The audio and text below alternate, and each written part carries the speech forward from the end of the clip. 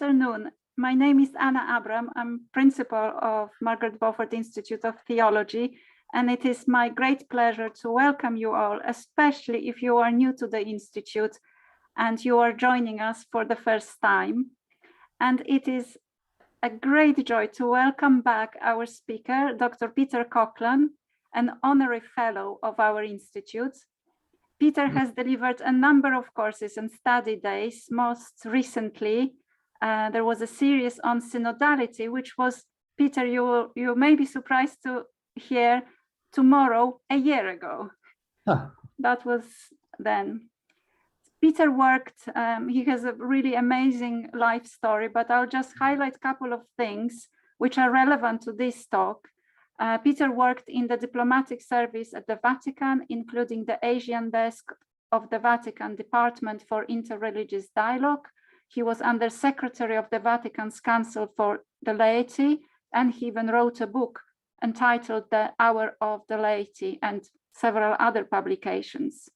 For 24 years, until a few years ago, Peter was Executive Director of a non-profit organization based in San Francisco, concerned with promoting educational and infrastructure projects in the Indo-Pacific, and work that included a book prize in fiction and non-fiction aimed at fostering greater empathy and understanding of and within that region. Peter also worked on several projects related to improving access to water in several disadvantaged areas of our world. During those years, Peter was a visiting lecturer at Hythrop College, University of London, in various areas, ecclesiology, ecumenism, but most relevant to this topic were his courses on environmental ethics, with special focus on climate change and sustainability. And Peter, I hope you don't mind if I mentioned that it was about 17 years ago that our conversation in that pub in Pimlico in London, that was really, for me personally, the beginning of a greater understanding of the topic you're going to introduce us today, and started all that teaching at Hythrop in that subject. So thank you so much for that time, for introducing me to this theme, and for being with us today and introducing all of us to this important topic. Before I hand over to Peter, let me mention just a couple of practical things. So as you have noticed, we are recording this lecture, and I hope you don't mind. If you do, please send me an email or in a chat box, and we will make sure that we remove your picture, but I think we will remove anyway. But if you have any problems, you can contact me or Joseph. Joseph, who is helping Peter with slides, and he was very helpful in preparation, and always grateful to Joseph for his IT skills and being with us. Please kindly mute your microphone, apart from, of course, when you are speaking. Otherwise, we will do it for you if you are not muted. That will make it easier for all of us to hear. Then, if you would like to speak, please raise your hand or just use the symbol, hand symbol, and we will make sure that you are invited to talk. If you have any technical problems, please contact either Joseph or me via the chat function. And if the internet connection drops, please follow the Zoom link and we will readmit you. So I think that's all clear. And I now hand over to Peter. Thank you very much. Thank you, Anna. Thank you very much. I'm glad you didn't say the whole truth of my rake's progress through the years.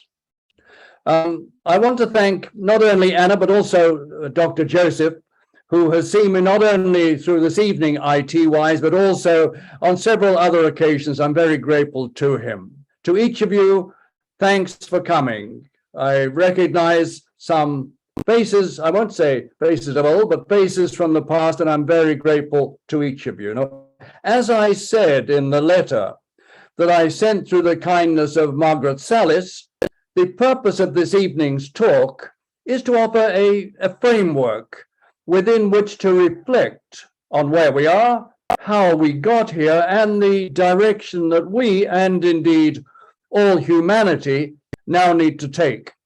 The talk will consist of two parts. The first part, which is the longer part of the talk, will consist of 3 sections.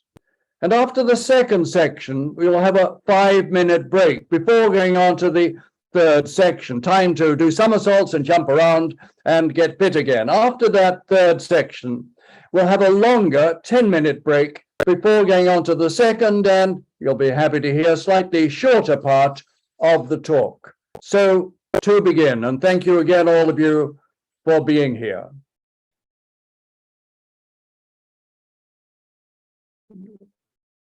Moving on to the next slide, Joseph, thank you. Thanks very much. The relationship between humans and nature is the subject of section 1. And below it, you can see an abundant dinner. I hope you're not feeling too hungry already, which reflects the American Thanksgiving and cranberry sauce there on the right. Have any of you ever taken part in an American Thanksgiving Day? It's a national festival celebrated on the 4th Thursday of November each year, and it's a festival that most Americans love celebrating together. The traditional Thanksgiving dinner, which you have an example there before you, is central to the whole day. Alongside the roast turkey, mashed potatoes and vegetables, cranberry sauce, the bittersweet sauce that many people love but that some people hate, is regarded as a necessary ingredient in the Thanksgiving mix. Imagine then the consternation across the entire United States in 1959, and just before Thanksgiving, the US Department of Agriculture banned the sale of cranberries. Why? Because the national crop had become dangerously poisonous due to excessive use of inadequate controlled pesticides. Now, this news raced across the states via a pop song that went, "If you want to be sure not to get sick, don't touch a cranberry with a 10-foot stick." Some commentators regard that moment as the beginning of the modern environmental movement. But actually, it was in the following 4 years that the modern environmental movement really got underway, a process that will forever be associated with the name of a far-sighted woman of great integrity, Rachel Carson, whom you see there on the screen.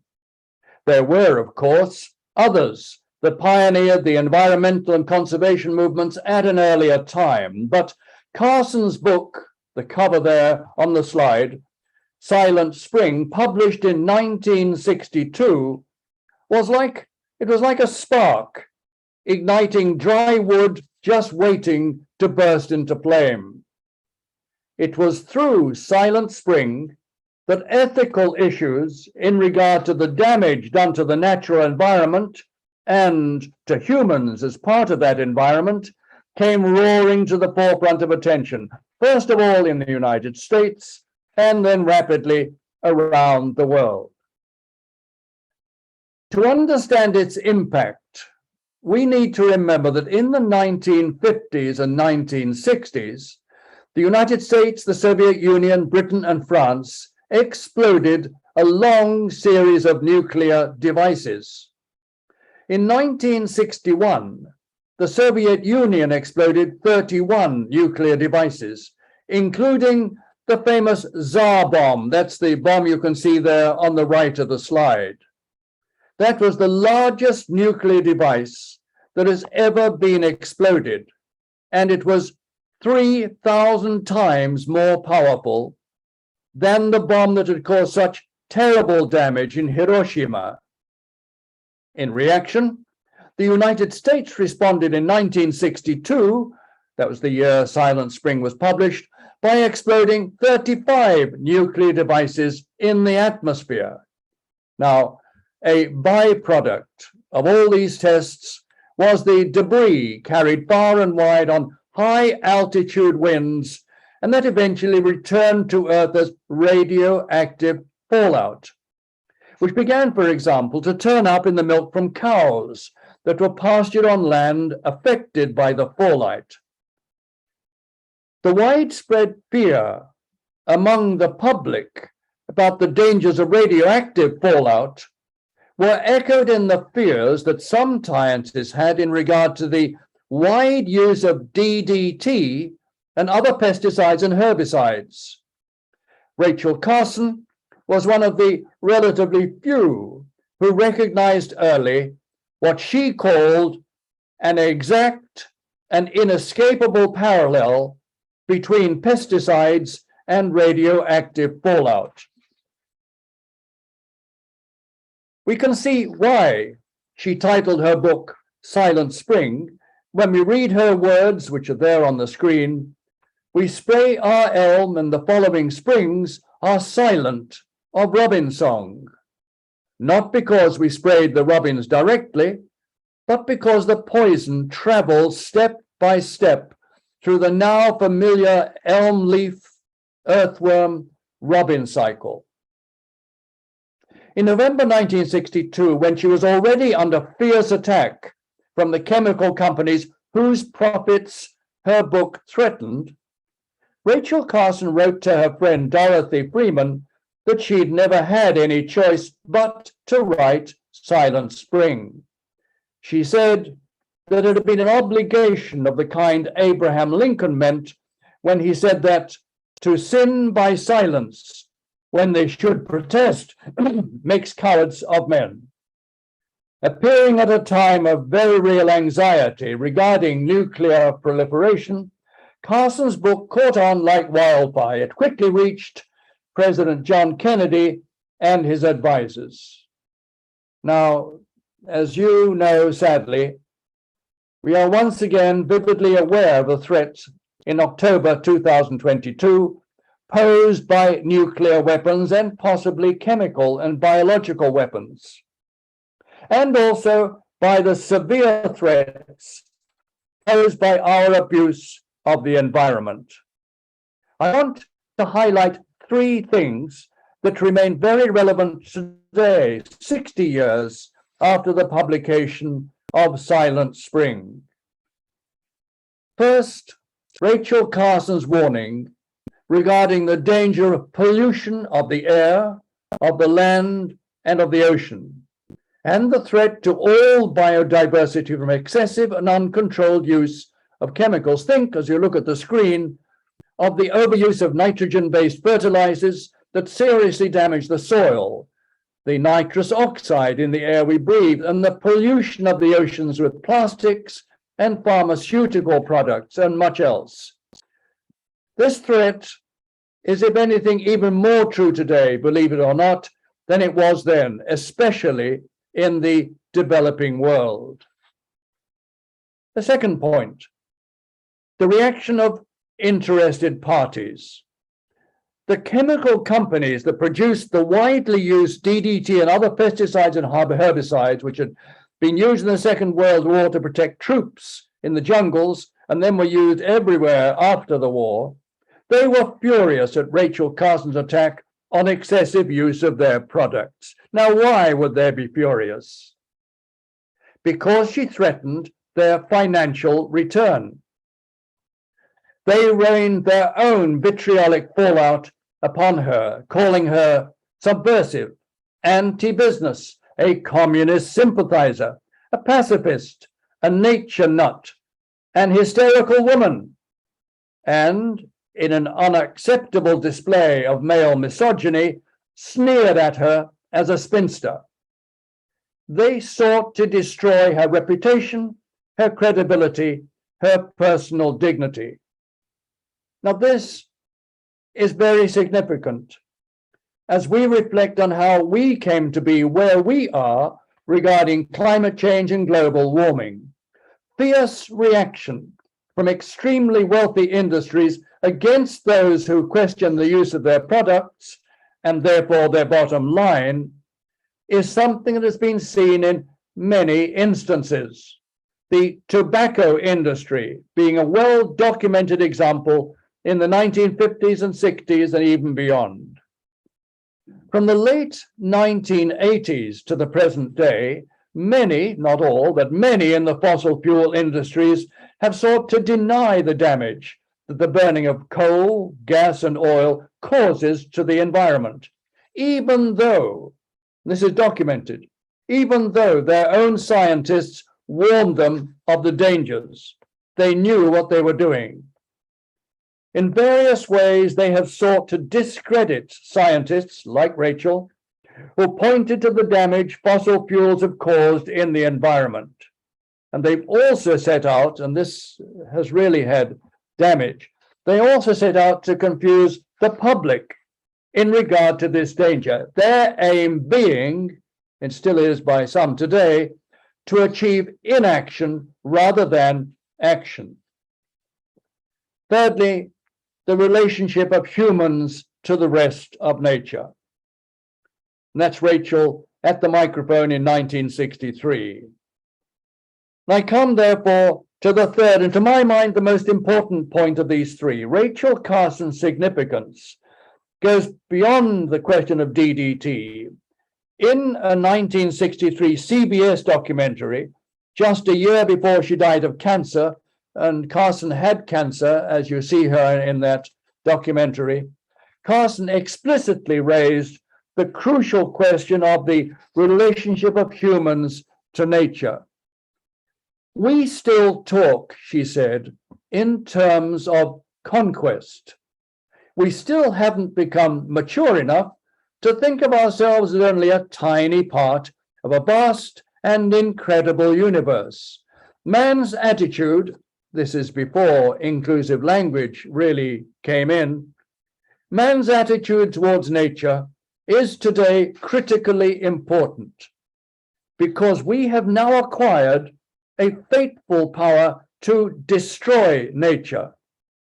But man is part of nature, and his war against nature, said Rachel, is inevitably a war against himself. Now that question, the relationship between humans and nature as a whole, is of enormous importance. And Pope Francis made it central to his reflections in Laudato Si. The way we perceive things, and above all, the way we perceive the relations between things, is decisive in regard to what we do, the way we act. Looking back over the centuries, we can see as far back as the philosopher Aristotle there on the left, that the oldest and most widely held view is that only human beings have moral standing. Only human beings, it was thought, ultimately count in matters of morality. In the late 18th century, we still find this anthropocentric or human-centered conviction in, for example, Immanuel Kant on the right there. He is a great philosopher whose influence has been immense. He distinguished between inherent or intrinsic value, where something is valued in and for itself, and instrumental value, where a thing's value depends on its use or meaning to others. So far as animals are concerned, he wrote, we have no direct moral duties. Animals are not self-conscious, and therefore only they are a means to an end, and that end is man. Well, he wasn't right on everything. Going further back, the approach of Francis Bacon is enlightening. By the way, not Francis Bacon, the great 20th century figurative painter, but the Francis Bacon who wrote his principal work, Novum Organum Scientiarum, that's the new method of the sciences, in 1620. That was in the early years of the 17th century, in which the scientific revolution in the West was getting underway. The following sentence illustrates why I'm talking about Francis Bacon. Let the human race, he declared, recover that right over nature which belongs to it by divine bequest. Bacon is referring to one of the two passages in the book of Genesis regarding creation, and in his view, the reference to dominion of humans over nature in Genesis amounted to domination, a domination that could be achieved by subduing nature. It was this view of nature, separate from humans and completely subject to human interests and use, that largely predominated in the course of the following centuries. It was 20 years after Bacon's Novum Organum that the French philosopher René Descartes wrote his Meditations on First Philosophy. And in these meditations, we find a view of the relationship between humans and non-humans that was, in varying degrees, to characterize much of the following 3 centuries. Descartes presented a dualism, contending that there are 2 very different kinds of substance. One of these substances is matter, of which the essential quality is that it is physically extended. Extension, therefore, in the visible and sensible realms of time and space. The other substance is mind or reason, of which the essential quality is that it thinks, his famous phrase. And this substance does not have physical extension in time and space in the way that matter does.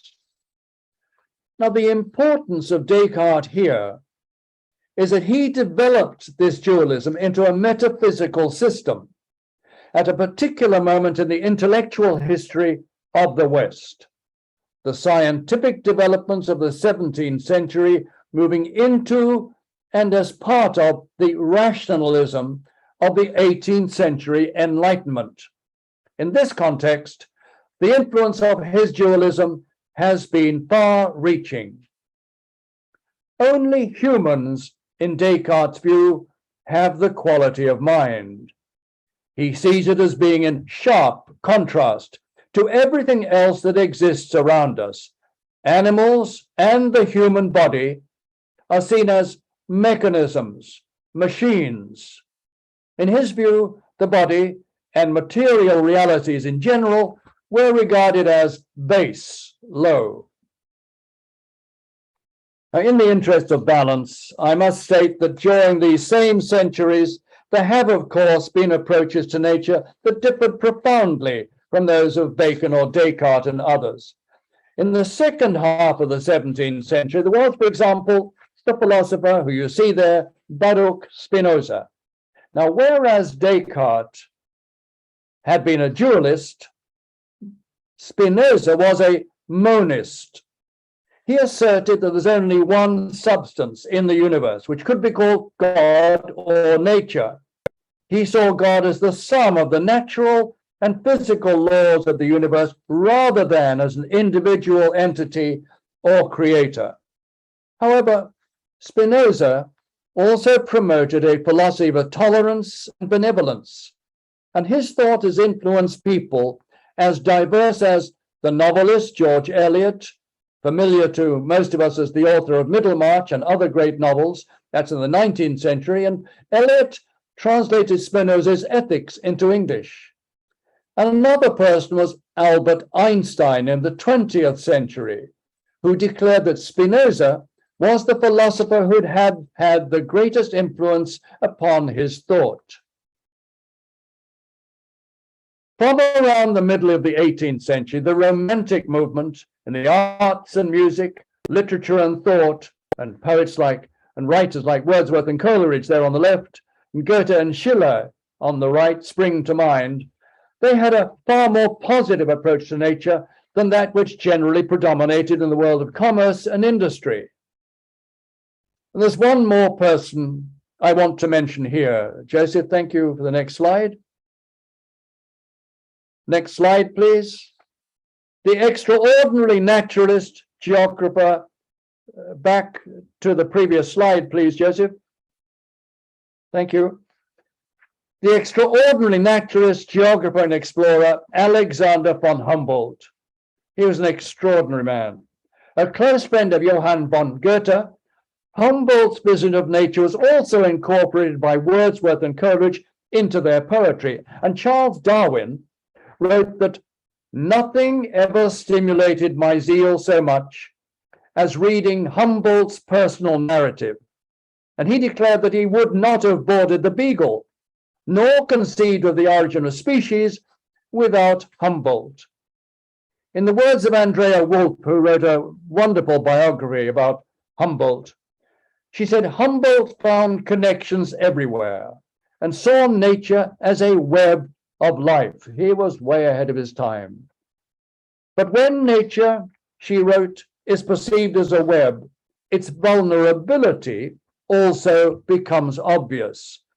Everything hangs together. If one thread is pulled, the whole tapestry may unravel. Nevertheless, in spite of Humboldt's vision, the approach that nature was to be subdued and exploited by humans remained by far the predominant view through the Enlightenment and into the Industrial Revolution and beyond, years in which, and this was significant and important, colonial expansion broadened beyond the Americas to Asia and Africa. The next slide. Many centuries before Descartes, many centuries, we find in the Neoplatonists, with their low regard for matter, some similarities to aspects of his approach, an approach that, without wishing to reduce a very complex reality to a caricature, influenced the medieval church and has persisted in recent times in some cultural attitudes within the Christian churches. You will, I think, be familiar with the name Sean McDonough, the Columban missionary who's done so much to highlight environmental concerns and biodiversity. He's done great work. Well, he draws our attention to a prayer in the Roman Missal published by Paul V, not the sixth, Paul V, in 1570, and then used in the Catholic Church in the post-communion prayer for the Sundays of Advent for the following 400 years. It reads, Domine, doce nos terrena despicere et amare celestia, which translates, as you have it on the screen, Lord, teach us to despise the things of earth and to love the things of heaven. Now, one can interpret that language of despising the things of earth as warning us against the making idols of such things as pleasure, wealth, and power, which can and do turn us away from God. However, as the lawyers say, that is not what the prayer actually says. And the general negativity implied in that prayer towards the things of earth without any qualification is simply not acceptable. It is certainly not a loving affirmation and embrace of God's creation. As it stands, the prayer has strong echoes of the dualism I am talking about, a dualism that's entered in many ways into Christian approaches, a dualism that is destructive. I'm going to take a sip of water, not gin.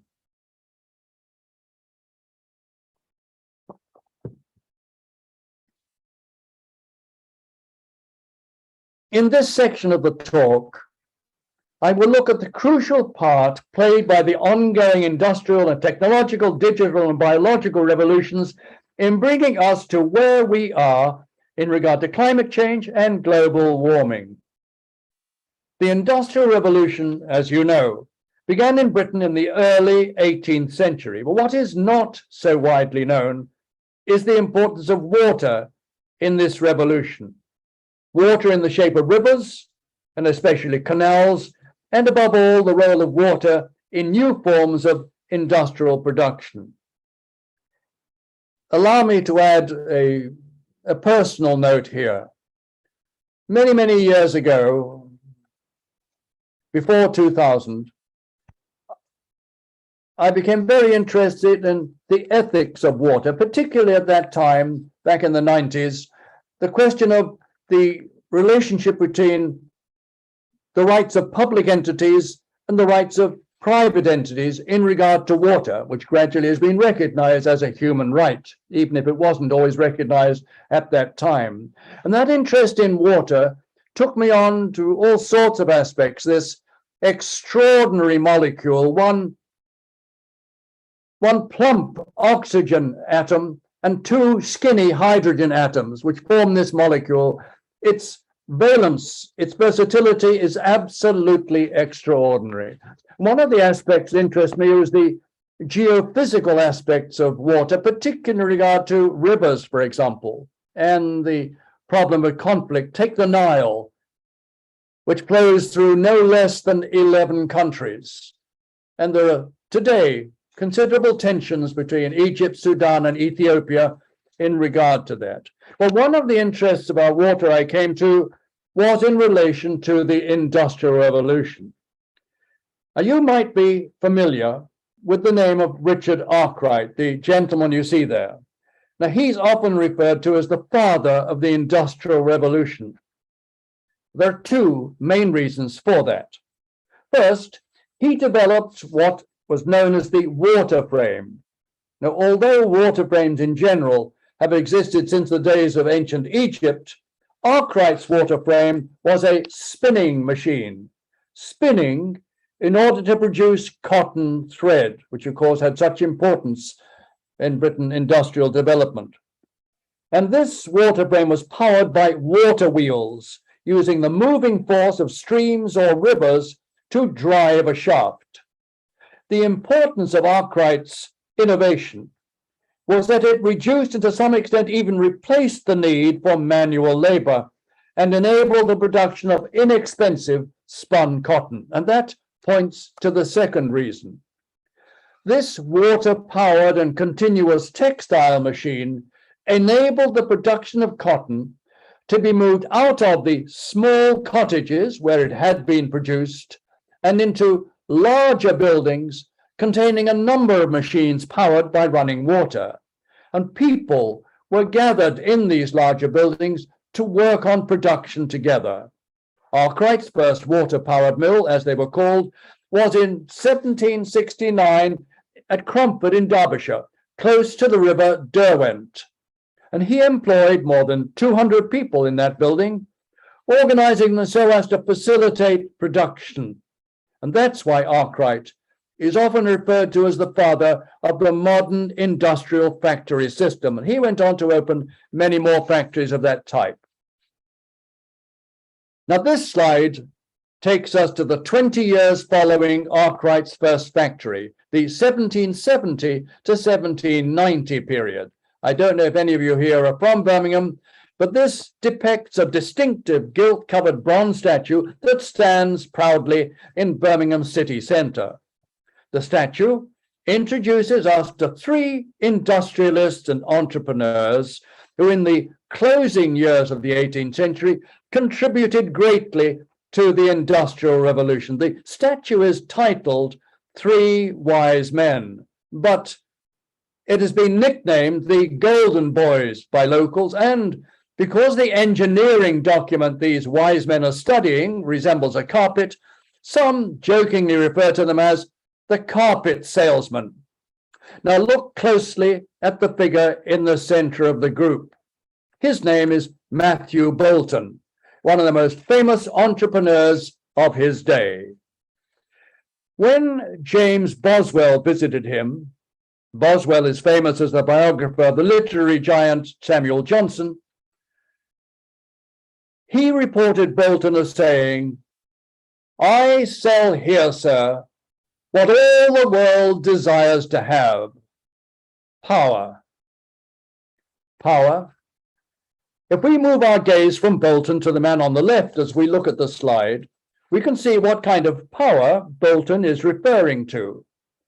It takes us to another aspect of the part played by water in the early industrial revolution. That man is none other than James Watt, the man whose name we invoke every time we buy a 30-watt, 60-watt, or 100-watt light bulb. Well, in the early 1780s, Watt's crowning achievement was to so transform the existing new common steam engine that it became the great workhorse of the early Industrial Revolution. The power to which Bolton referred was the steam from Watt's steam engine, steam that came from heating water. Watt was a brilliant engineer, but not a good businessman. Matthew Bolton, on the other hand, was an outstanding businessman. He saw the possibilities for the use of the steam engine in industries as diverse as paper mills, flour mills, cotton mills, iron mills, distilleries, waterworks, and even in machines that could produce copper coinage. He used steam to manufacture money. Now, Bolton and Watt formed a very successful together in Birmingham, actually in Soho, Birmingham, not the Soho of London or New York, but Birmingham. And they invited the third man in the gilt statue, William Murdoch, to work with them in the firm. Now, in the invention of gas lighting, as well as the term gasometer, has been attributed in large part to Murdoch. The point to notice here, for gradually getting to the point to note is that the rapidly widening use of steam engines in the following years, including the development, really important, of steamships and railways, required massive extractions of coal, a fossil fuel that, like oil and gas, consists of the fossilized deposits of once living organisms that have amassed in geological strata over millions and millions of years. It is the burning of coal that produces the steam, the power on which these engines relied. And the final third of the 19th century witnessed what is often described as the second industrial revolution. I want to draw attention to just two major features of this period that point to why and how our world today has become so dependent on the burning of fossil fuels.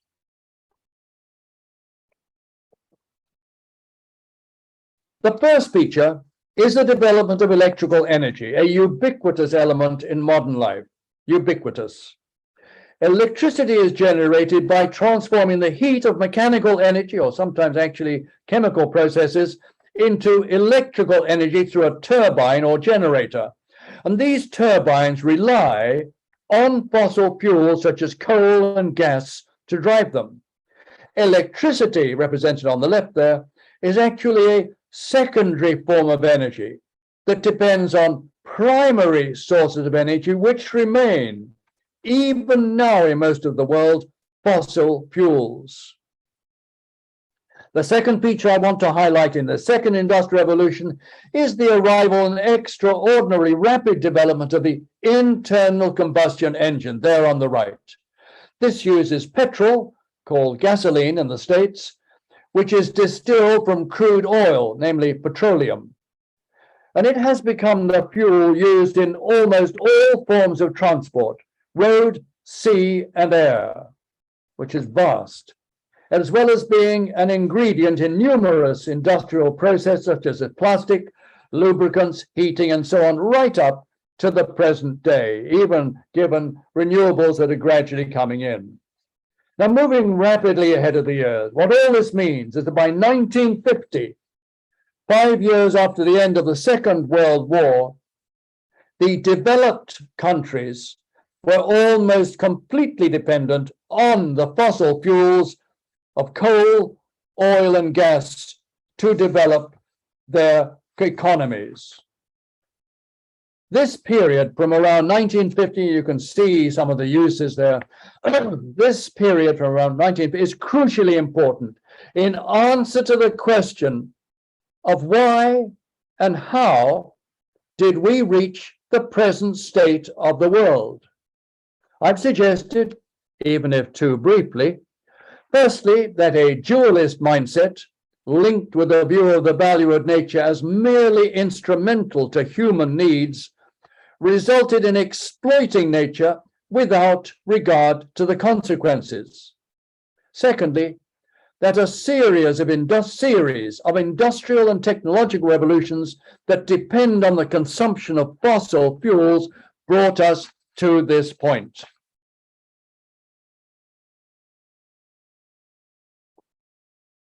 It was by about 1950 that the progress in medical sciences, vaccinations, and hygiene, and the part played by nitrogen-powered fertilizers in the production of food, together with other developments over the previous 200 years, resulted in a dramatic surge in a wide range of human activities. And this is true especially spreading across the world from 1970 onwards.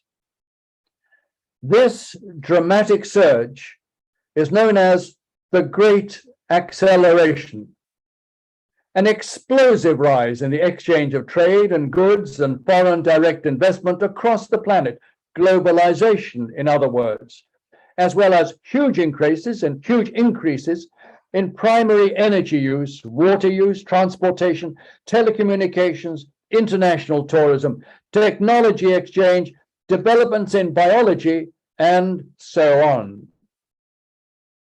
Let's take one area to get a feel of how extraordinary this is: population and urbanization. Why? Because it's a striking and indeed astonishing aspect of this great acceleration. At the birth of Jesus Christ, human population stood at about 300 million. Now that's 32 million less than today's population of the United States. By 1600 AD, the year in which Shakespeare wrote Hamlet, the world population had doubled to approximately 600 million. And the UN estimates that it finally reached 1 billion for the first time in 1804, the very era in which the steam engine and coal were driving things forward. The second billion was reached more than 120 years later in 1927. And then population growth really began to explode. It took only 33 years for the population to move from 2 billion to 3 billion in 1960. 1962, the year that Rachel Carson's Silent Spring was published, was the year that registered the fastest world population growth ever seen in history, a growth of 2.5% in 1 year. And then it moved even faster. We moved from 3 billion in 1960 to 4 billion in 1974, 5 billion by 1987, 6 billion by 1999, and after passing the 7 billion in 2010, the UN has calculated that the world population will reach 8 billion on the 15th of November this year. Well, since the census results in countries like India, Pakistan, and Indonesia in Asia, and Egypt, Nigeria, and Ethiopia in Africa are not perhaps the most accurate in the world, we are probably beyond the 8 billion mark already. And by the way, an interesting fact, by 2030, more than 1 in every 3 people on Earth will live in India or China. A significant aspect of this incredibly rapid population rise is the speed with which urbanization has also increased. While only 3% of the world's population lived in urban areas in 1800, by 2008, over 50% of the global population was living in cities. And more than 2/3 of all people will be calling cities home by 2050. In passing, let me add that by the 2050s and beyond, the movement of people into cities will be part of and profoundly complicated by another increasing phenomenon, the massive, and I really mean massive, migration of peoples within and across national borders due to the regional impacts of climate change. When that is combined with major demographic changes, increasing populations in the so-called global south needing to migrate, and large elderly populations being supported by workforces that are too small in the global north, we are faced with a reality that goes way beyond the contemporary heated debates about immigration from Latin America into the States, or immigration from North and Central Africa into Europe, and even across the Channel.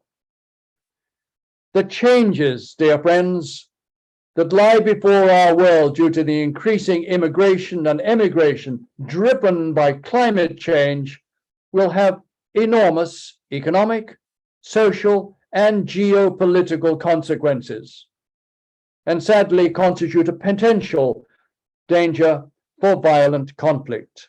And at this point, you'll be happy to hear we're going to have a 5-minute break. So do somersaults, get outside, stretch, tea, whatever, back in 5 minutes, just after 5 to 6. Thanks.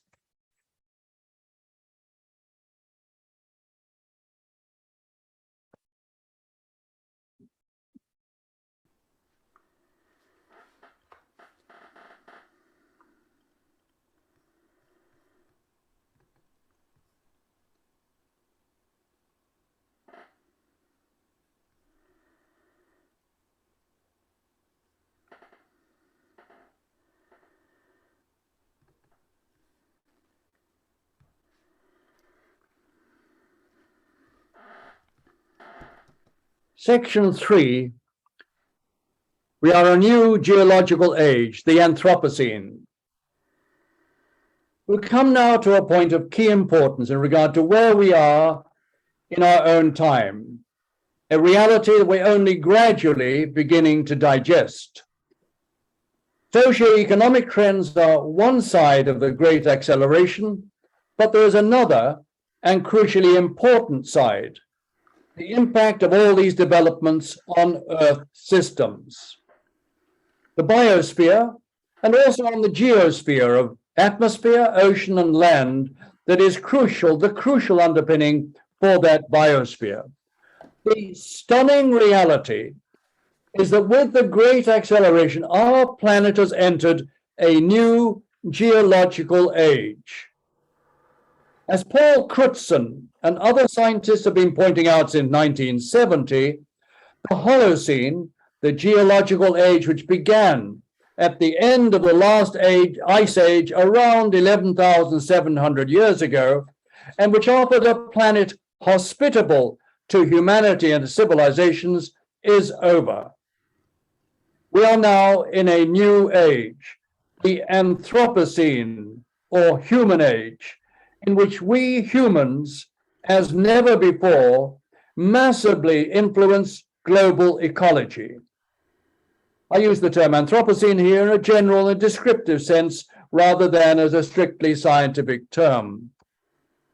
Human activities of production and consumption have pushed many aspects of our environment, such as the carbon cycle, the nitrogen cycle, and biodiversity, out of the natural level that characterized the Holocene.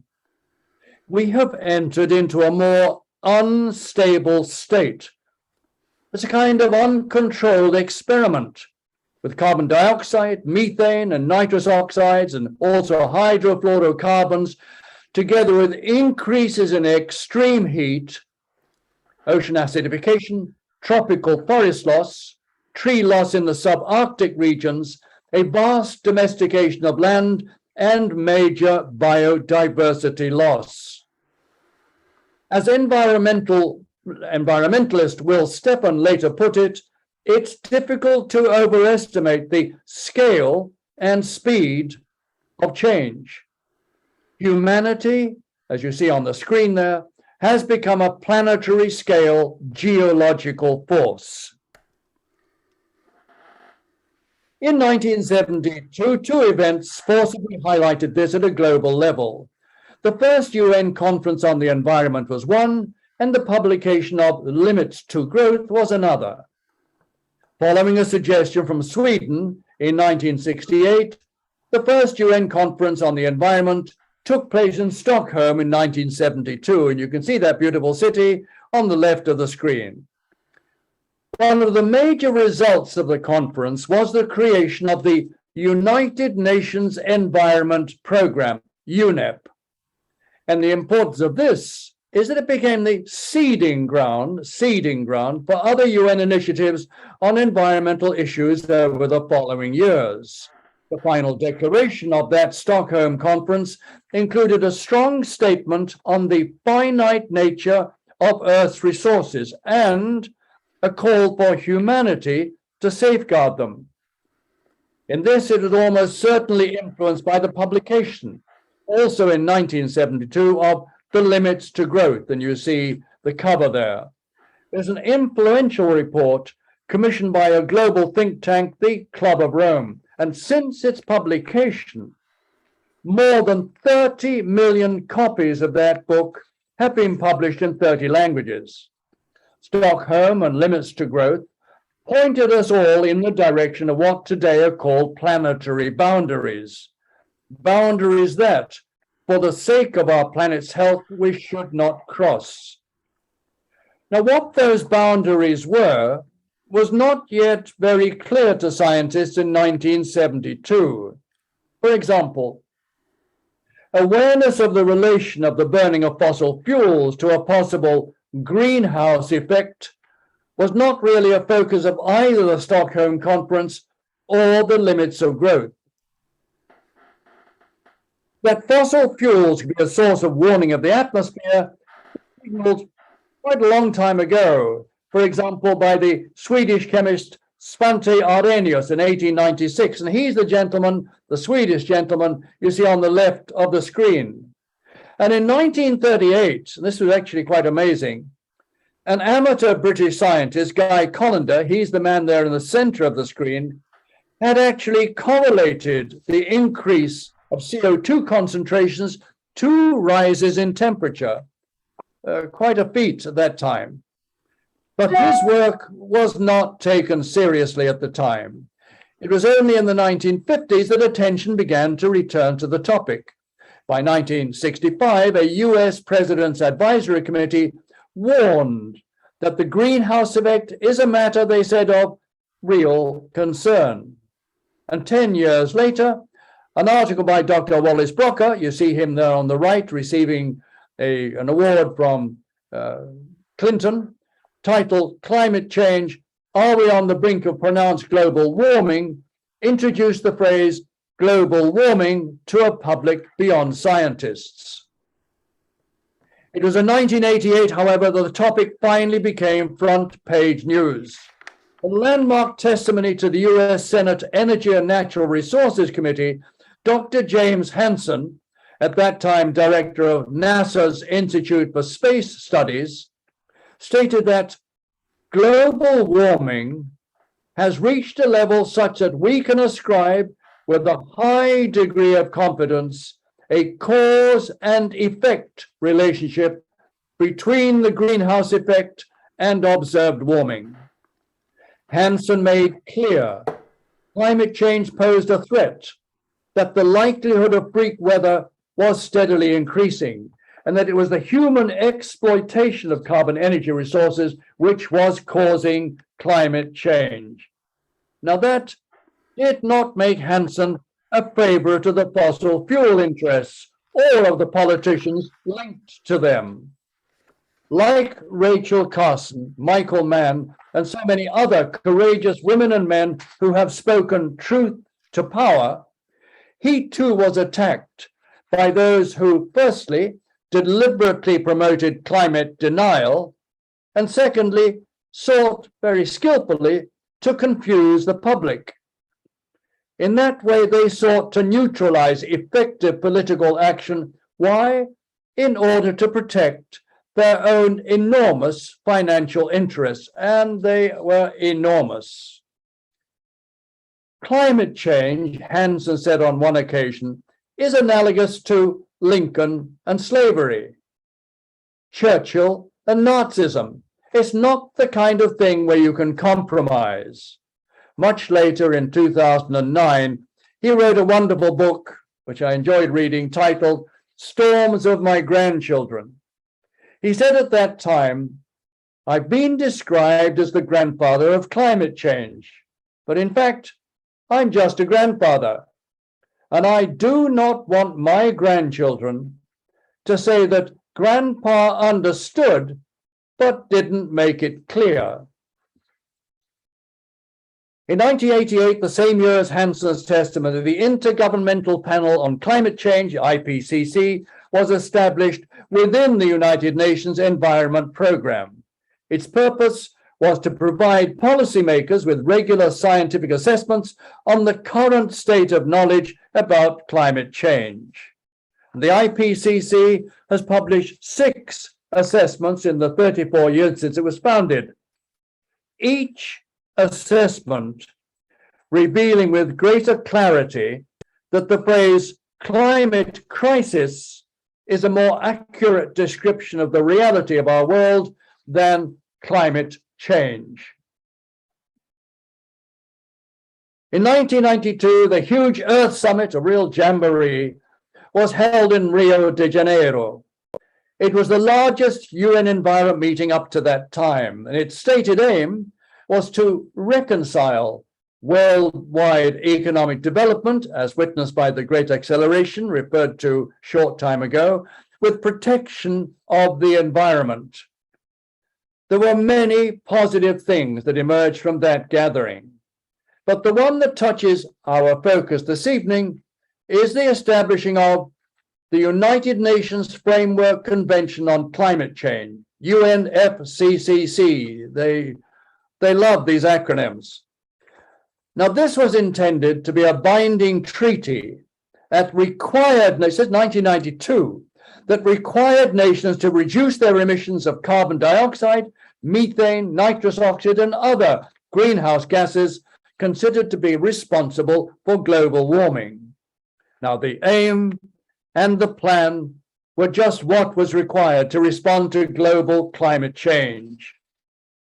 And yearly conferences of the parties, the so-called COP meetings, we've all been familiar with since the COP26 in Glasgow last year, were established in 1994 to try to ensure that the plan was on track and effective.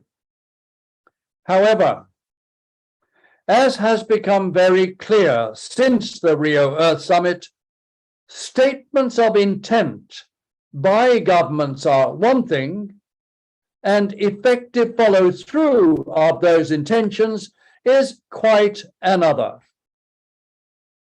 As we look at the 30 years from 1992 to this year, 2022, the reality is that the plan drawn up with such confidence in 1992 is, to put it pithily, a plan that has not gone according to plan. A huge opportunity for the good of our planet has, to a considerable extent, been squandered. And that is tragic for our planet. Before looking at the 3 major UN meetings of the struggle to implement the 1992 plan, Kyoto in 1997, Copenhagen in 2009, and Paris in 2015, let's look briefly at some of the reasons why the plan has met with such difficulty. Firstly, as Jeffrey Sachs has pointed out, the solutions to climate change are inherently complex. The kinds of changes that are needed in response to human-induced climate change involve every sector of the economy. The climate crisis is perhaps the most challenging global crisis that our world has ever faced. Moreover, the way the crisis is seen from the perspective of the 195 governments that signed the 1992 convention differs enormously from country to country. And this makes concerted global action extremely difficult. Many in the developing world, for example, have contended and continue to contend strongly that climate justice demands that those who have been emitting greenhouse gases the longest are those who should lead the way in putting things right. at the UN meeting in Bonn in June this year, intended to prepare for COP27 in Egypt this November, developed and developing countries clashed angrily over, firstly, who should pay for the damage caused by climate change? Secondly, who should make cuts to their emissions in the coming decade? Secondly, the problem is that the entire global economy of the modern world has been built on the basis of a fossil fuel-based economy. And for the most part, it remains fossil fuel-based today. And yet, it is emissions from fossil fuels that are at the heart of the climate crisis. Now, where the energy sector is concerned, we are dealing with a wall of money, enormously powerful companies and petrostates, one might add, that want to maintain a fuel-based economy as long as they can. In this area, I would strongly recommend, from among the many articles and books focusing on the attempts to block effective action by interested parties, it's called The New Climate War, The Fight to Take Back Our Planet by Michael Mann, the 2022 edition. Mann is one of the world's leading climate scientists. You will find this book worthwhile, lucid, positive, and encouraging, and extremely timely. And then thirdly, governments and politicians, as well as the news media and social media, are above all concerned with responding to challenges, think of recent party conferences, that appear more immediate and urgent to them and their public than global warming. Again and again, climate change has been put on the back burner. And finally, before we stop for a second break, let's return to the UN Convention on Climate Change and look at three major UN summits following Rio 1992 up to the present: Kyoto, Copenhagen, and Paris. Kyoto, you see it on the left there, was for many centuries the capital of Japan and is famous for its sublime Buddhist temples, Shinto shrines, and cherry blossoms. The aim of the 1997 meeting in that beautiful city was to make the UN's convention's aspirations effective. How? By having the industrialized countries commit to achieving agreed and legally binding individual targets by 2012. Was Kyoto a success, or was it a failure?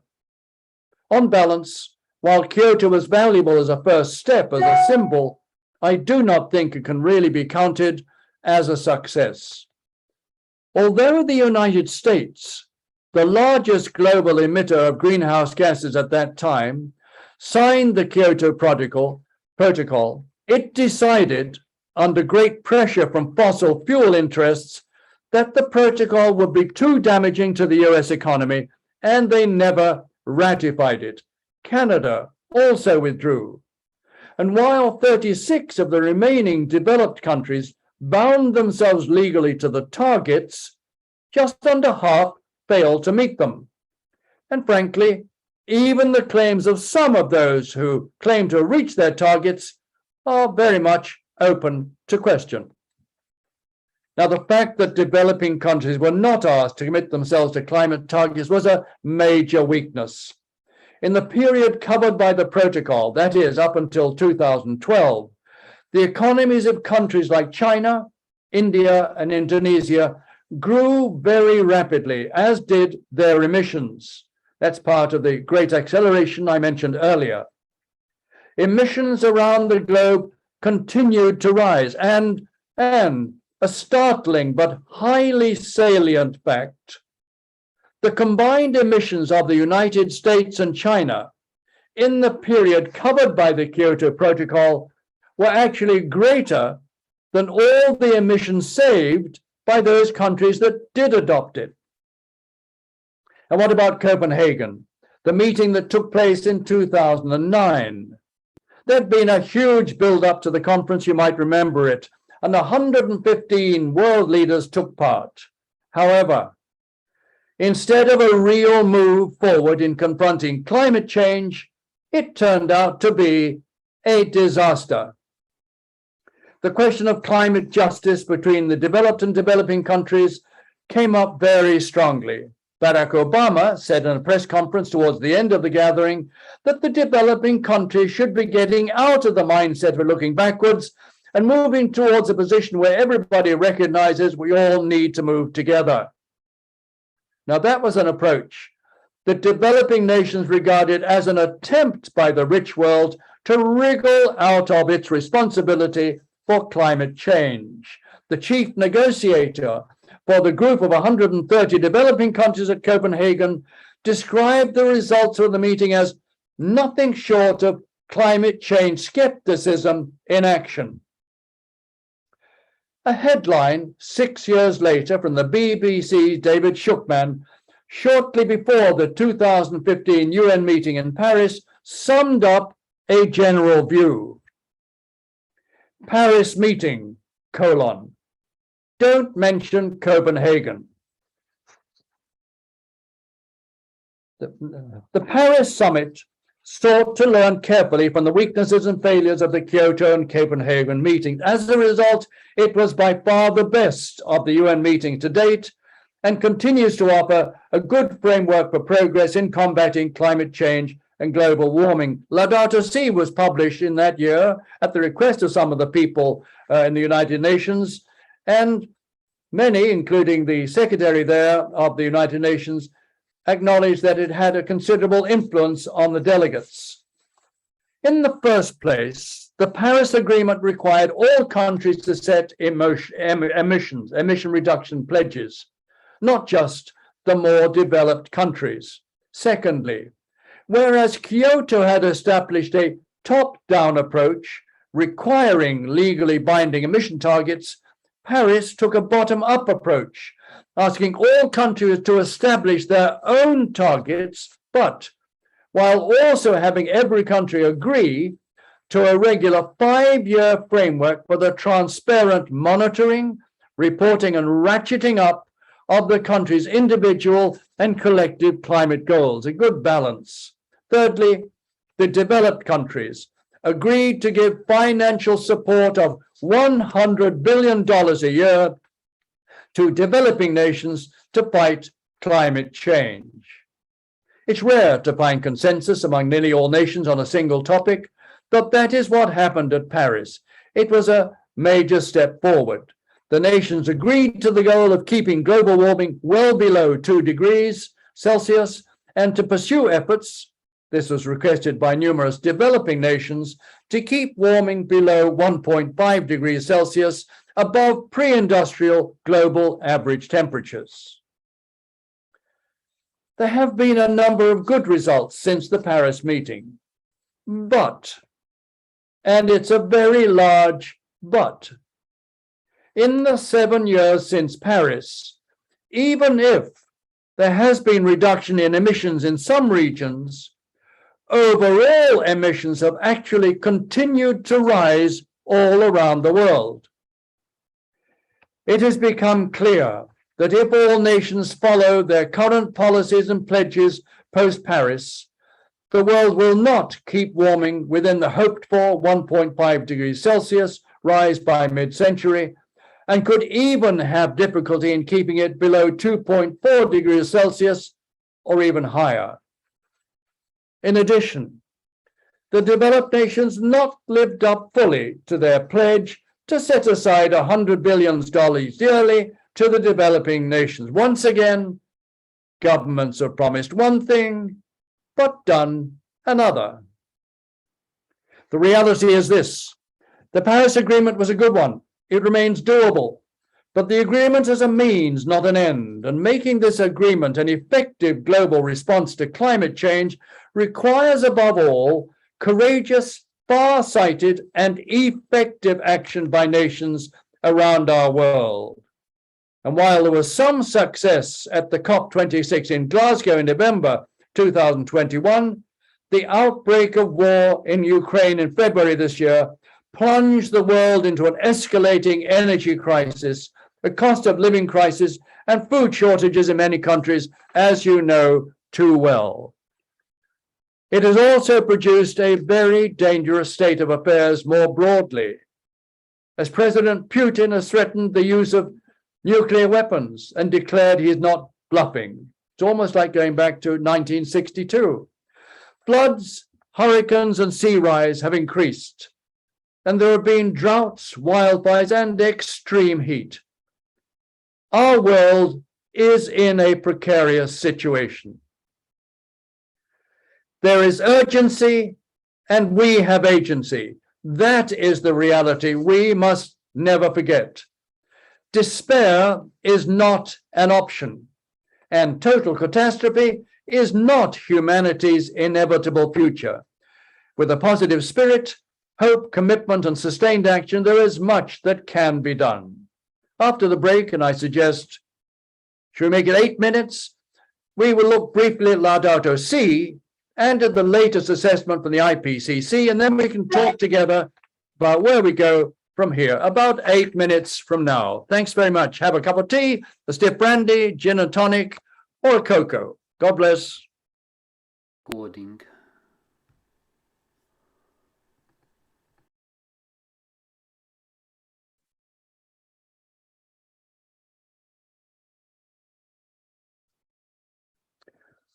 Since this talk is offered by the Margaret Beaufort Institute for Theology, many of you would naturally expect a reflection on Pope Francis's Laudato Si, a truly outstanding and valuable document, as you know, and I find more in it every time I return to it.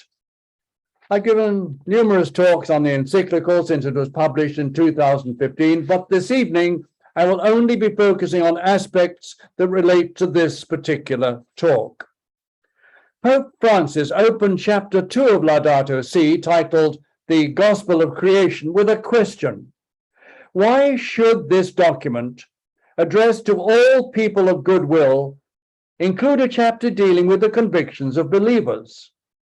His reply, I would like from the outset to show how faith convictions can offer Christians and some other believers as well ample motivation to care for nature and for the most vulnerable of their brothers and sisters. I mentioned earlier the view, the interpretation, that the creation account in the book of Genesis gave human beings total sway over the earth and the creatures in it. Historically, this interpretation of Genesis had encouraged the exploitation of nature rather than respect for it among many people. As the modern environmental movement developed in the 1960s and 1970s, the Judeo-Christian tradition was, as a result, strongly criticized as having directly contributed to the pollution and waste, the loss of biodiversity, and the widespread destruction of nature that accompanied economic and industrial growth over recent centuries.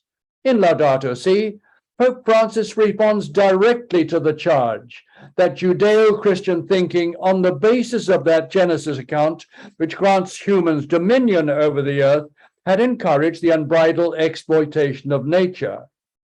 While acknowledging that Christians have at times incorrectly interpreted the scriptures, nowadays, he declares, we must forcefully reject the notion that our being created in God's image and given dominion over the earth justifies absolute dominion over other creatures. And that brings us to the question when we spoke about Rachel Carson. How do we perceive the relationship between humans and nature?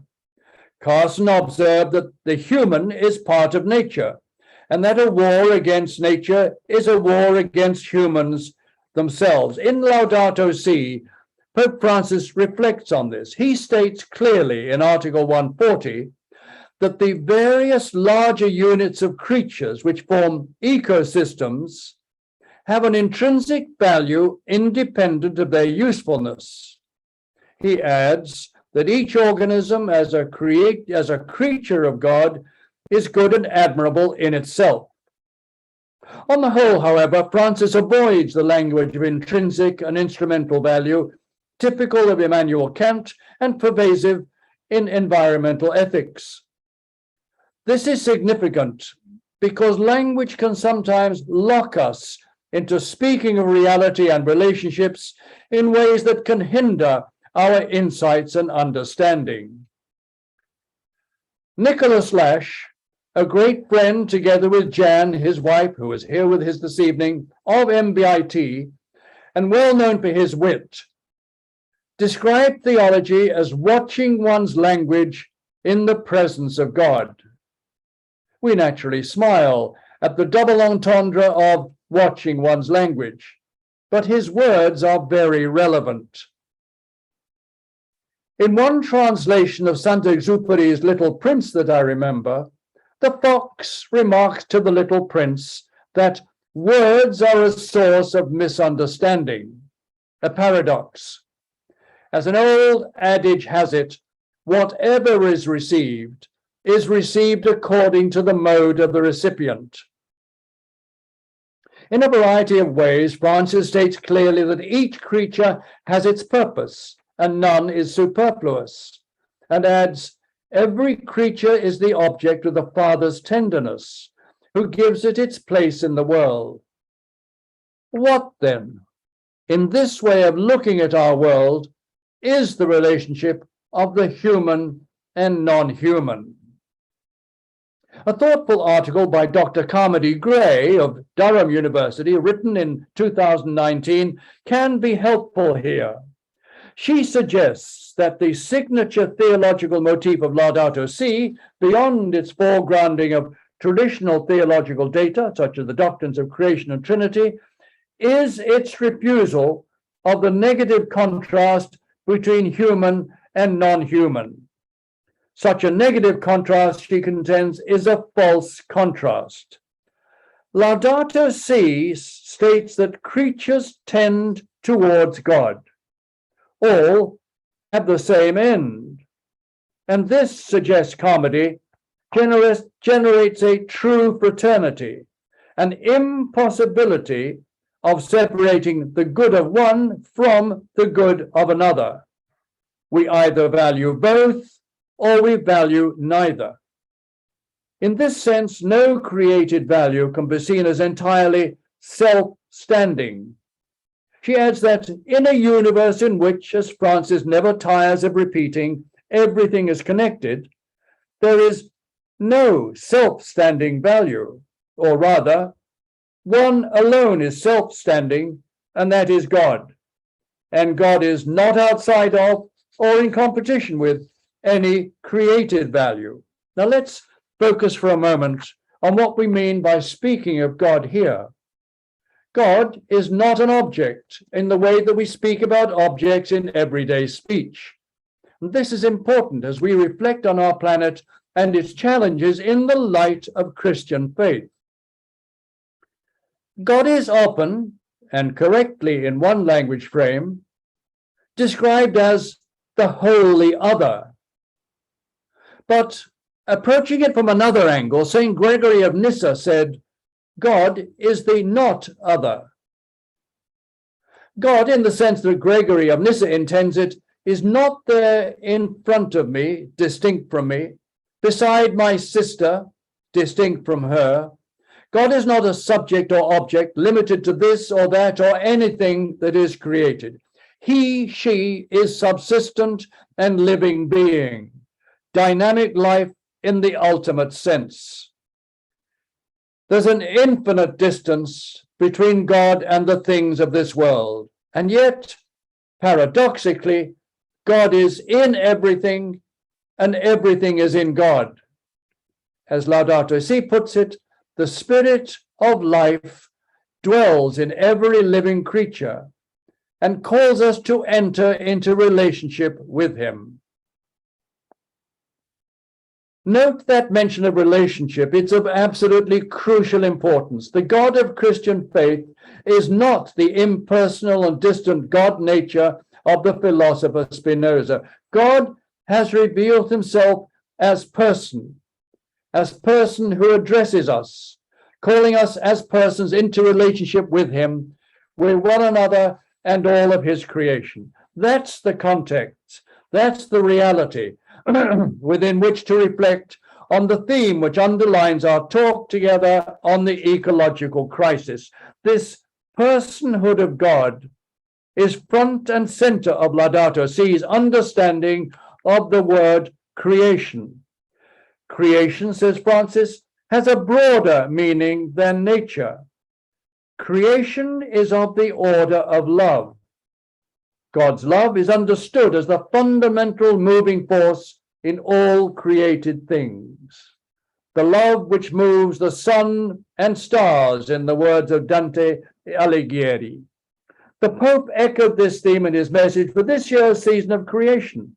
There is a need, he said, for a covenant between human beings and the environment, which for us believers is a mirror reflecting the creative love of God, from whom we come and towards whom we are journeying. In Laudato Si, in a paragraph that signals a leitmotif running right through the encyclical and indeed his entire pontificate, Francis states that creation can only be understood as a gift from the outstretched hand of the Father of all, and as a reality which calls us together into universal communion. Universal communion, a phrase that echoes the theme of universal fraternity of Francis's other great encyclical, Fratelli Tutti. Now, there's one word in the article just quoted that points directly to the way God has revealed himself, Father. As we ponder with the eyes of faith the section Laudato Si titled The Mystery of the Universe, we need also to bear in mind the later section titled The Trinity and the Relationship Between Creatures.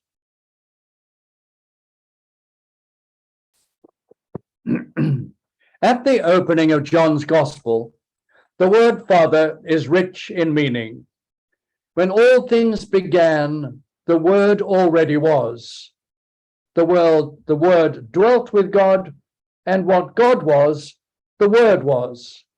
A few paragraphs later, John points clearly and unmistakably to who this Word is. He draws our attention to the identity of this Word. The Word became flesh. He came to dwell among us, and we saw his glory, such glory as befits the Father's only Son, full of grace and truth. The Word, the Son of God, is identified here and indeed throughout the Gospel with Jesus Christ. And this Word was with God at the beginning, and through him all things came to be. No single thing was created without him. The mystery of the existence of three divine persons within the one God will always be beyond our understanding.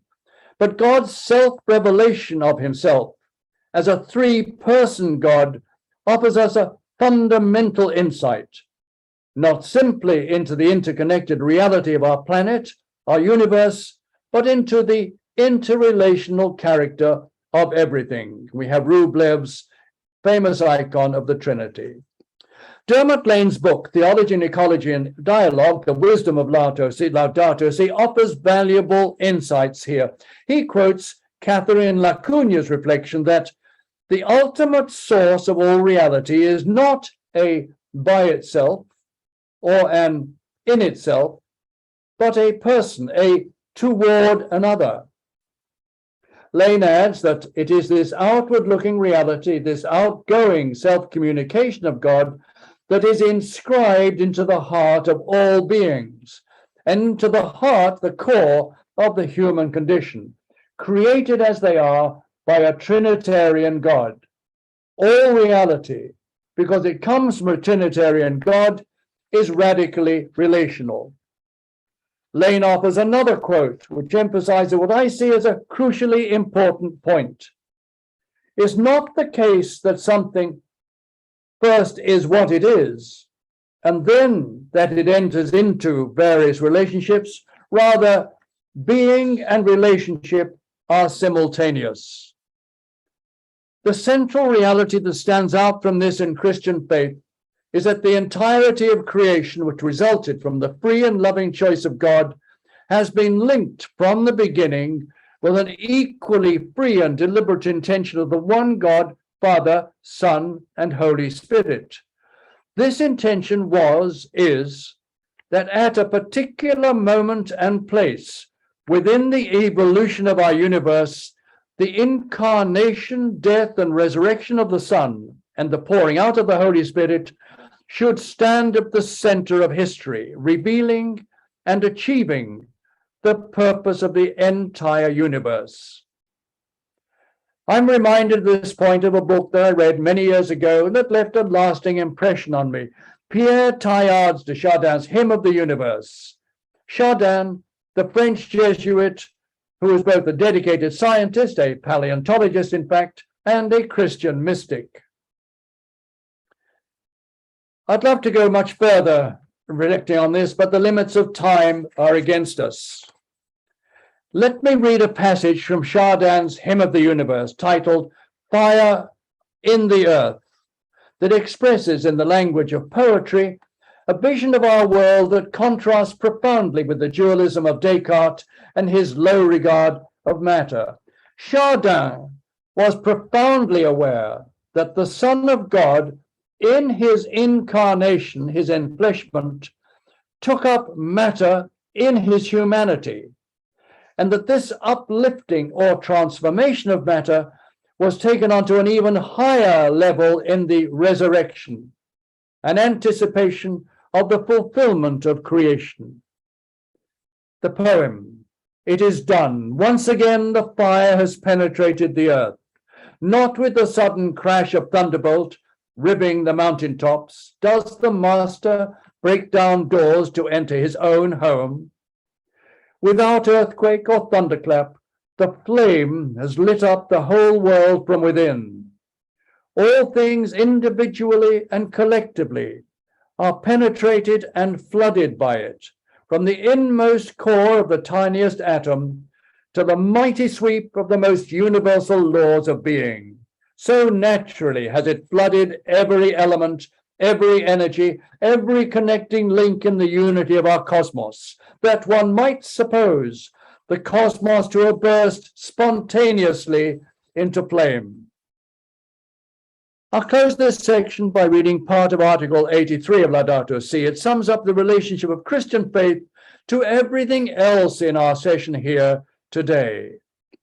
The ultimate destiny of the universe is in the fullness of God, which has already been attained by the risen Christ. The ultimate purpose of other creatures is not to be found in us. Rather, all creatures are moving forward with us and through us towards a common point of arrival, which is God. Human beings endowed with intelligence and love are drawn by the fullness of Christ, are called to lead all creatures back to their Creator. Hymn of the Universe, Symphony of the Universe might be another way of putting it, reflecting the complexity, diversity, and beauty of creation within the harmonious interconnectedness of everything. I know this is a long talk, but I ask you to bear with me. As we move now from the section on the vision of Laudato Si to a section contemplating the sixth assessment of the IPCC, the change in language and focus can seem so different, so disruptive, that it could seem we're talking about two different realities. For someone without religious faith, it might appear that what we just talked about in the first section is merely a human projection upon reality, wishful thinking, gibberish, a distraction from reality. For the Christian believer, however, that is not the case.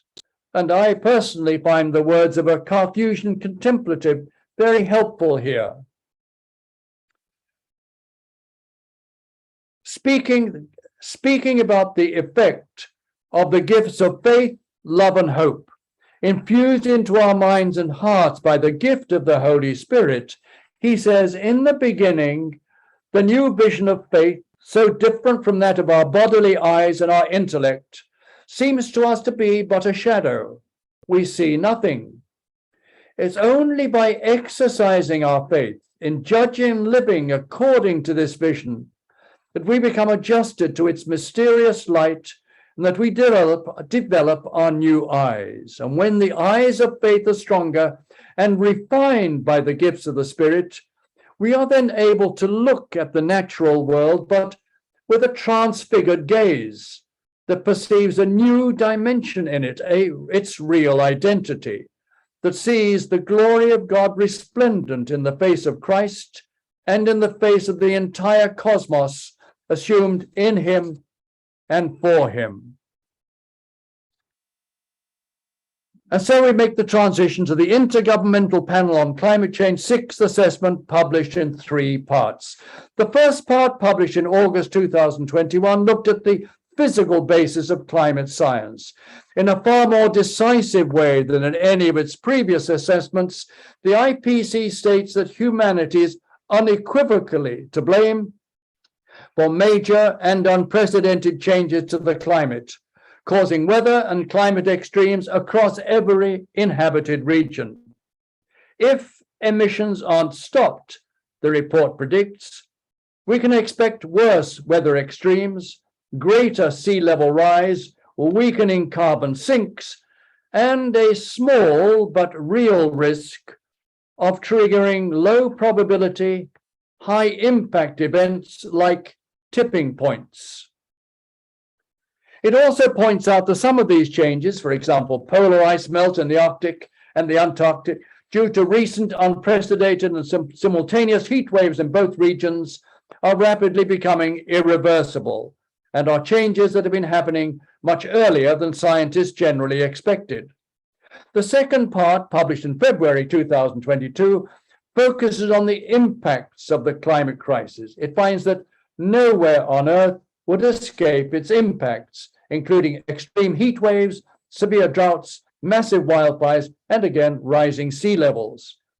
It also focuses especially on the need to adapt as far as possible so as to try to avoid the worst impacts of climate change and global warming. The third and the most important part was published in April this year. It focuses on mitigation, that is, the ways in which the world can reduce greenhouse gas emissions. It states bluntly that countries are falling behind on the policies and actions needed to reach net zero emissions, that as things stand now, global temperatures could rise by as much as 3 degrees Celsius, a catastrophic level. This third part calls for thoroughgoing changes across societies and global economy to phase out dependence on fossil fuels. The worst consequences the report contends can only be avoided by immediate and decisive action at the level of governments across the globe. The IPCC report in its 3 parts consists of thousands of densely written pages and graphs and data. Now, in order to pick out a thread from all this that not only shows us where we are, but also the direction in which we must now travel, I'm going to focus on one aspect, the accumulation of carbon dioxide in the atmosphere. Why? Because this affects practically every aspect of the climate crisis in which we find ourselves. Tackling it is the priority. You probably noticed with my frequent references to emissions from fossil fuels, this has been the direction in which this entire talk has been moving. One of the clearest ways of picking up this thread is to look at the carbon ppm in the Earth's atmosphere. And carbon ppm stands for parts per million.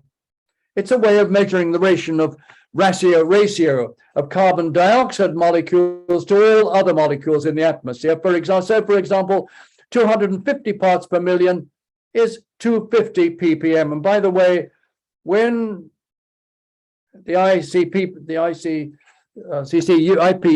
uses the phrase carbon dioxide, it's really referring to a bucket, a group of global greenhouse gases: carbon dioxide, methane, nitrous oxide, and 4 hydrofluorocarbons. They're referred to as CO2e or CO2 equivalent. Now, since the beginning of human civilization, our atmosphere has normally contained a yearly average of around 280 parts per million. I say normally because carbon dioxide levels in the atmosphere vary to a limited extent throughout the year. They increase in various regions as vegetation dies and decays in the autumn or winter, and this causes carbon dioxide to be released into the atmosphere. The peak of carbon dioxide release is reached in May, before plant growth accelerates in the northern hemisphere, which is where we find the greater part of the land mass and plant life on our planet. And this process is reversed in the spring and summer as growing plants absorb the gas through photosynthesis, and this causes carbon dioxide in the atmosphere to decrease. By the mid-19th century, the 1850s, the impact of the burning of fossil fuels in the course of the Industrial Revolution, accompanied by a massive loss of forests, had caused the yearly average of parts per million to begin to rise. And that is because the emission of gases began to rise at a faster rate than the natural sinks of land and ocean in nature could quickly absorb. By 1960, as the Great Acceleration was getting underway, the figure stood at 317 ppm. But things began to move quickly. And in May 1986, the world first breached what is widely regarded by scientists as the safe level of 350 ppm. Why is 350 ppm regarded as a safe level? Well, Dr. James Hansen, whom we met earlier, offers a clear answer. If humanity wishes to preserve a planet similar to that on which civilization developed and to which life on Earth is adapted, paleoclimate evidence and ongoing climate change suggest that CO2 will need to be reduced from its current levels. It was about 375 ppm when he wrote this in 2008, to at most 350 ppm. That 350 ppm corresponds to roughly 1 degree Celsius above the average atmospheric temperature in pre-industrial times. As we follow this thread of carbon parts per million, we should bear in mind the efforts of the UN international level that were going on in these same years. Rio in 1992, Kyoto in 1997, Copenhagen in 2009, and Paris in 2015. Governments have met and debated, argued and discussed, and they have repeatedly made pledges to cut their greenhouse emissions. And there has been a degree of progress in various parts of the world. But in spite of this, the CO2 concentration levels have increased every year since 1986. Every year. They dipped a little due to COVID in, I think it was 2020, but they continued to increase. Peter Tans is a leading Dutch scientist who works at the American National Ocean and Atmospheric Administration. He's about 70 years of age. And I was very struck by his remark that about 85% of all fossil fuel consumption since the start of the Industrial Revolution has taken place during my lifetime. Now that remark strikes home. It is the fossil fuel consumption in the course of our lifetimes, yours and mine, that is mostly responsible for the climate change and global warming we are now experiencing.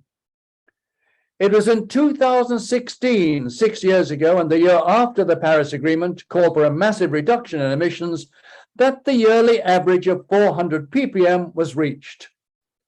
What is more, and this is a matter of real concern, emissions have continued to increase.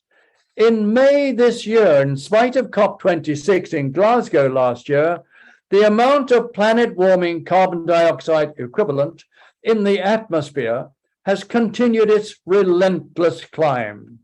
It reached the record of just below 421 parts per million in May. Emissions of carbon dioxide totaled 36.3 billion tons last year, the highest recorded in human history. Two startling facts emerge from this: the rate of increase and the amount of increase. Firstly, the rate. The annual increase of carbon dioxide entering the atmosphere now enters at more than 100 times faster rate than anything observed in the ice core records that go back 800,000 years. Secondly, the sheer amount. There is now more carbon dioxide in the atmosphere than at any time in at least 3 million years. That figure of 3 million years ago reminds us that the last time the concentration of CO2 was above 400 ppm was in the Pliocene epoch, a time when horses and camels lived in the Arctic, and sea levels were about 30 feet higher than today. Code Red for Humanity was the phrase used by Antonio Guterres, Secretary General of the UN, in response to the IPCC report. A synthesis of this was due to be published early this month in order to prepare for Sharm el-Sheikh next month. However, its publication has been rescheduled to late 2022 or early 2023.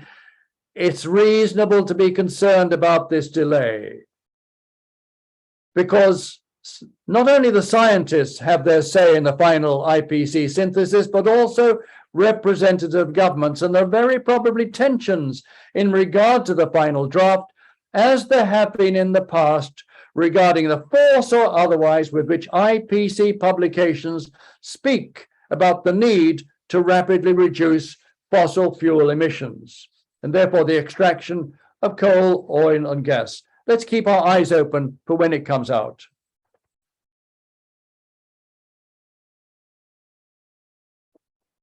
On the 13th of September, a United in Science report coordinated by the World Meteorological Organization involving the UN Environment Programme, the UX Met Office, the Global Carbon Project, and other organizations warned that the world's chances of avoiding the worst ravages of climate breakdown are diminishing rapidly as we enter into what it called an uncharted territory of destruction.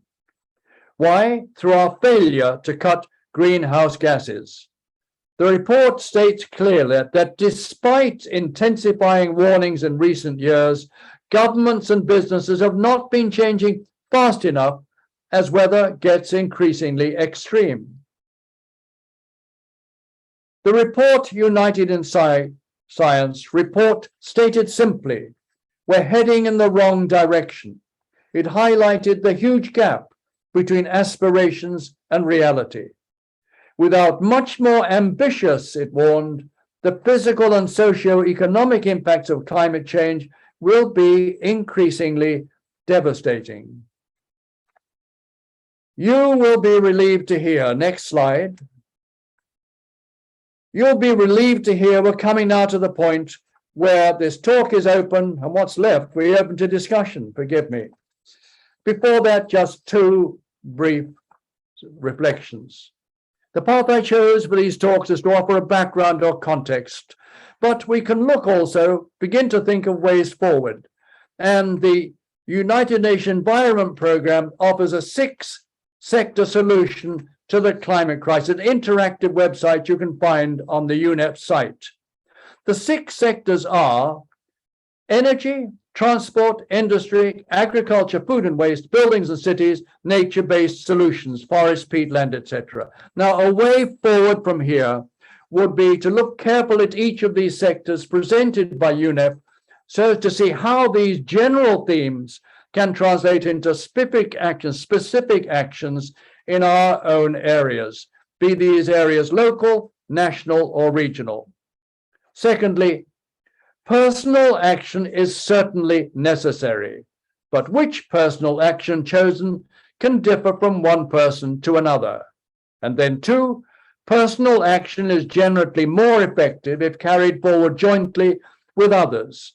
And there's a huge variety of groups and associational movements to which people can choose to belong. They differ from person to person. Many of you will be familiar with the Laudato Si movement, an umbrella organization associated particularly with the Laudato Si week in May and the season of creation, 1st of September to the 4th of October. And it's just premiered a film yesterday called The Letter, A Message for Our Earth. I've not seen it yet, but it looks interesting, very interesting. And then there are all sorts of diocesan and other religiously inspired groups. The Laudato Si Center in Salford Diocese is a very good example. It's been developing a focus on reducing carbon footprint around the country in association with St. Mary's University, Twickenham, and the Laudato Si Research Institute at Campion Hall, Oxford. Again, close to home, we have CAPOD, Christian Aid, and going out more widely have many, many movements such as Greenpeace and a host of others. I find Client Earth very interesting. It seeks to wield the power of the law as an effective lever for climate action. It contends that industry transformation is needed and that governments need to be held to account. To do this, the law can be a very useful instrument. Finally, to repeat, personal and group action are necessary, but governmental action at city and regional, national and international levels in the sectors mentioned earlier by the UN Environment Programme are essential if decisive action at the necessary scale is to be achieved within the available time frame. Anything we can do through our movements and associations, working with others, towards contributing to political and governmental action will be worthwhile. Thank you.